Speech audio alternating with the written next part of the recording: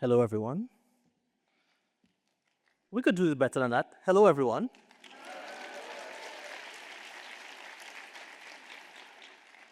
So, I come from a call and response culture. That's my storytelling background. So, feel free to laugh, cry, groan. Actually, don't groan. That's the worst response to any storytelling. Don't groan. Bad idea. Where I come from in Trinidad and Tobago, uh, we tell stories with a lot of audience participation. So feel free to whisper something to the person on the side, reaffirm what I'm saying. Your energy feeds me just as much I would like these stories to feed you.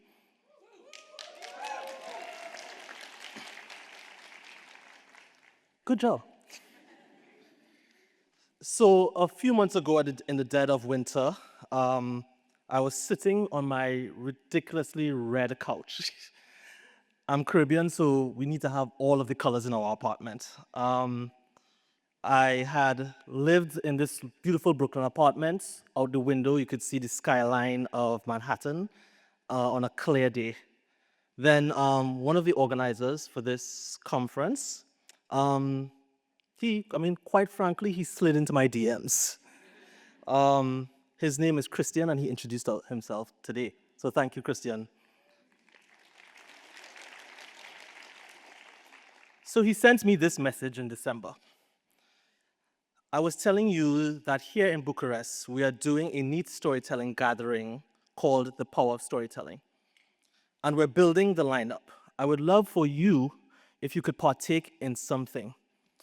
If you'll be up to it, I can send you information later. Christian, I had met earlier in the year, in 2025. I had just started my personal sabbatical. I had left my executive director job. I was healing from a little bit of burnout, healing from grief, but you can't ever really heal from grief, you just grow with it. I traveled a bit. I met him in Perugia. And I wanted to start doing research on a book idea I had. It was about Pan-African movements and what we can learn from them today. When I met him, I was upbeat, excited, and full of hope. But when the invites for the conference came in that December, I was in a very, very different place. One of my closest aunts had just passed away. She was the type of person that brought life into every room she was in. She did it quietly and subtly. She was in many ways my life goals. Someone I would say, when I become her age, I want to be just like her. And the one that gave me my travel bug. You invite me to anywhere in the world and you're paying for the flight, I would say yes and think about it after. She had traveled to 65 countries by the time she had passed away. On our first and last trip together, we went to Australia to visit her daughter. She was 75 years old. Should we fly west through the States or east through Europe? That was her only question. She traveled from Trinidad, met me in New York. Then we went on to Hawaii. She said, it's my first time in Hawaii, let's spend a few days. We shopped, we laughed, we had a time. She was in many ways one of the anchors in my life. And she had been diagnosed with cancer soon after. Then very quickly, she was hospitalized. And then very quickly after that, we were rushing to catch her in her last weeks. Fortunately, I had taken this sabbatical to work on myself, but I now had time to visit her in the hospital in her last week. I met her there with the rest of her family members, or our family members, and I was glad for the time I had with her before she passed away. Soon after, a series of events continued to undercut my time. My partner and I of 10 years had broken up. Plus, I was still an immigrant and a journalist in Trump's America. With all that's happening in the United States, a lot of my identities of what would be possible for a global future, quite frankly, was shook. Oh, That book idea I wanted to spend some time on wasn't even close to being done. Not even close. I had a few pages, some notes, some scribbles. I mean, we're at a conference with storytellers here, so all the authors probably know exactly what I'm talking about. So at the end of the year, when Christian's message reached out to me via LinkedIn, when he slid in my DMs, my reaction was, why not?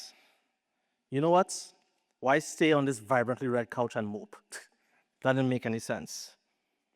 He then sent me the email and told me, by the way, the theme is hope.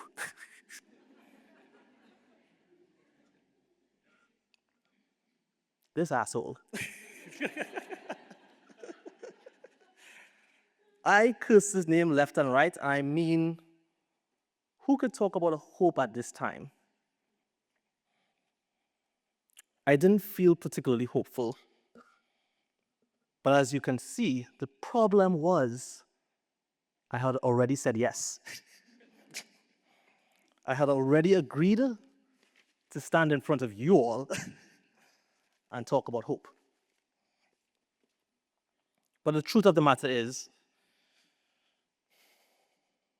despite this, I never felt dismayed.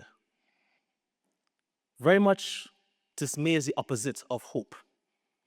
Dismay is not a word that shows up in my vocabulary. It's not a word that shows up in my family at all, actually. My aunts, who traveled to all those countries, never really dismayed. She was sad at times, yes. Frustrated at times, mostly frustrated at me. But dismay was not a word she often used, if at all. So I looked at Christian's invite not as an ask in my darkest moments, but as a challenge. How do you, how do we find hope in our lives as it's falling apart and the world seems to be getting worse? When you don't see a way forward and you know there's no going back, how do we find it? This is where my first lesson came from. When we walked into the room today, we all had these bags, those bags at your front of your chair. I'd like you all to just reach out to your bags and hold it up, each one of you all. Put it in front of your face. You could read the big print. For those of you who are watching this video after, the print says, hope is a choice. And actually, let's do this call and response right now. On 3, I want everyone to say, hope is a choice, okay? 1, 2, 3, hope is a choice. How does that feel? Hope is something you actively look for. It's not something you can just find. You have to seek it. It doesn't always just come to you. Hope is a marathon. It's not a sprint. Hope is active. It was mentioned earlier. It's a verb. Hope should not be Disneyfied. I know I'm in Romania right now. I'm from the Caribbean. We don't have this lovely idea of hope as a thing that floats in the air that ends after 90 minutes. The bad guy wins. The bad guy loses. It should not be treated lightly. It is not a passive word. It is a powerful word. And yet, the funny thing about hope is that you really feel hope at the most human of times. In a world when to be human, it is to be reminded that pain and disappointment are inevitable. Yes, we love, we laugh, but we lose and cry. And at those times, hope is a thing we must have. The funny thing is that there's a very interesting relationship between hope and desperation. If you want to start a car, you'll open the door, sit behind the wheel, and if you say, I hope this car starts, you're already in a bad place. That means you don't have any gas. That means it's probably not working. but you want and you need hope at that time. Hope is not the absence of pain and struggling. In many ways, that is a prerequisite for it. When expectations are low and gone, hope is the only thing you have left. So when Christian, middle name, last name, asked me to write about hope, I was desperate. I was seeking something. And I chose to try and find it. So I went back to that book idea. In 1927, a man by the name of Doddridge Allen was born in Charlottesville, Tobago. He was my aunt's uncle, my granduncle, or great-uncle, granduncle. I'm not too sure which word you actually use at this point. Anyway, English is a weird language. If you don't know where Charlottesville is, that's okay. It's the most easterly fishing village on the small island of Tobago, which is next to the slightly bigger small island of Trinidad, which is next to the much bigger Venezuela. You know, that country's in the news of late for some reason. Yet, at that time, it was still under the British Empire. The population of Charlottesville was a couple of thousand, and quite frankly, about a quarter of the people there are my cousins. Despite this, he grew up to be one of the first black students at Oxford University in the UK, an institution which in many ways was the epitome of colonization. The people who had walked through those halls and many schools like it, because let's be real, many countries have a version of Oxford and these institutions, were the upper class, and they use their mechanisms, or the elites use the mechanisms to make decisions for the world. They decided what and who would be traded and how money would be made. The school's alumni really played into the colonial machine. They were the architects that carved up the Middle East, started wars in Asia, committed massacres in Africa, and traded goods in the West Indies. And all of this was considered commerce. But when he went, there was a small and important shift. Now in those halls were students from far-flung cities and small towns from across the empire. He was not alone. Ghana, India, Jamaica, Kenya, Nigeria, and even that small fishing village of Charlottesville, students came from. Many of them did have access to privilege in their own space. Some of them were a quarter white that gave privilege in that part of the world. Others were the sons and daughters of businessmen. These students joined the empire's educational experiments, an experiment whose goal was to make them replicate the powers of England and the empire in the country. So total was the narrative and the soft power that many saw this as a good thing. They bought in to this idea. But while this was happening, another narrative was being written. It was loud for those involved, but too quiet for those who didn't care to hear. What the institutions didn't count on was what happens when desperate people find each other. My granduncle and many women and men like him organized, met up, partied, fought. They hoped for a better world together, and they weren't alone in that vision. They, in many ways, formed a generation of politicians, fighters, technocrats, rebels, civil rights leaders, and nation builders across the world. Hope turned ambitious individuals into a cohort. Hoping alone was already powerful, but hoping as a group can change the world. From the 1950s, cohorts just like these, around the world influenced civil rights movements, decolonization movements, independence movements. They were authors, writers, singers, musicians, artists, intellectuals, journalists. Not all of them went to those prestigious schools. Some were homegrown. Many didn't go to school at all. But they all were tied to acting on their hope and making the world better at the height of the imperial clampdown. I, to this day, am grateful for their contributions. In the decades after, dozens of countries across Africa, the Caribbean, and Asia gained their independence. Civil rights laws and provisions were passed in the United States. There were student protests in Canada, in Concordia University. And in many ways, this beautiful story that I just told you is incomplete.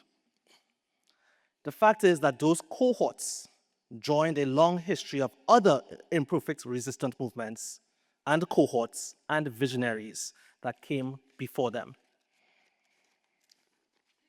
including Henry Sylvester Williams, the founder of the Pan-African movement, Marcus Garvey, who organized early Black national movements, Haile Selassie, a contentious figure, but who was a symbol of Black liberation across the world. They collaborated, they connected, and were contemporaries.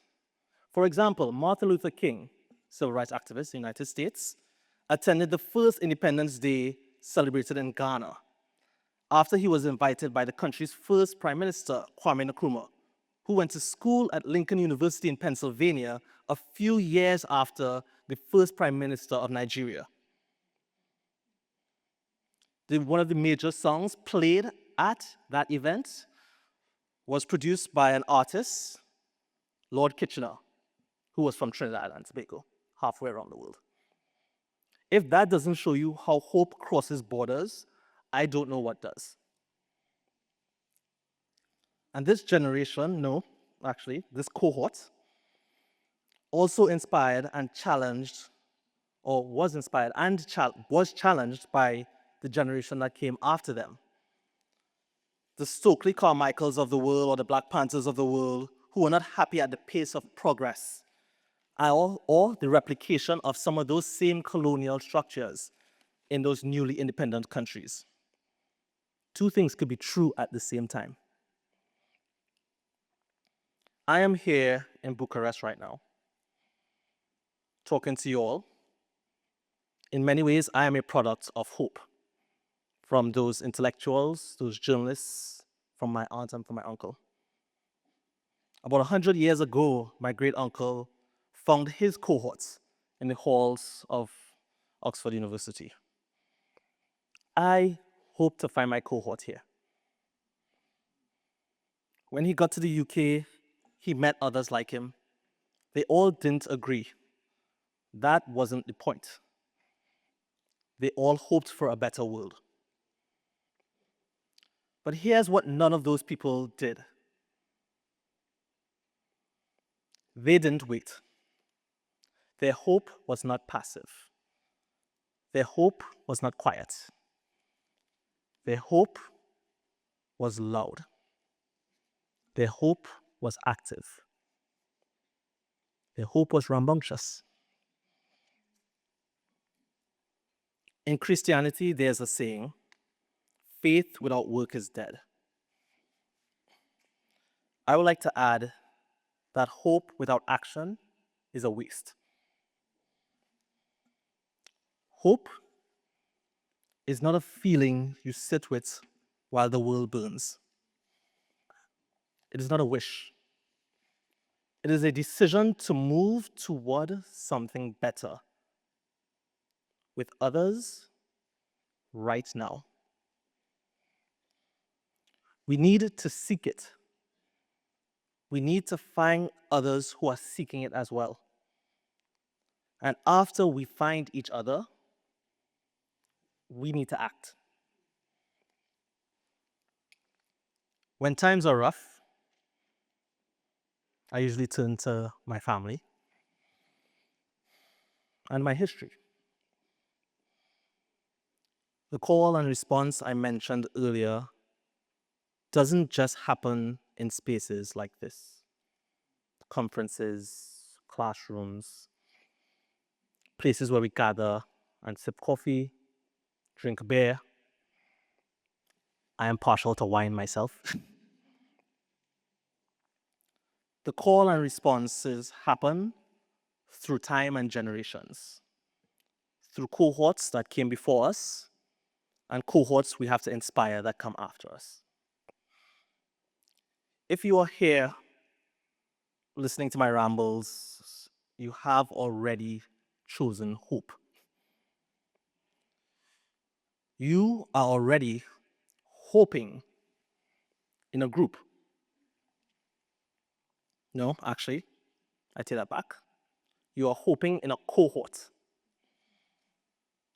Now, when you leave here, we must act to make a better world. My name is Mikhael Simmonds. I'm a journalist. I'm attempting to be a storyteller. And no matter what life sends my way, I will always dare to hope.